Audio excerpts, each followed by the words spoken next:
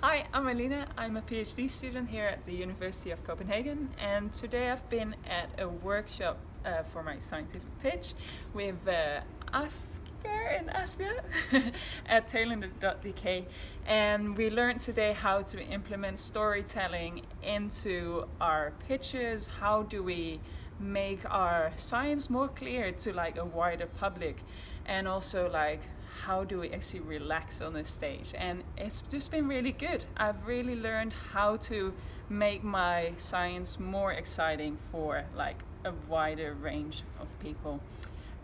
So yeah, definitely worth my time today.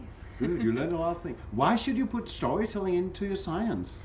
It just makes your science so much more clear. People will be better able to follow what you've been doing basically, and avoids miscommunication, and just makes everything much more exciting.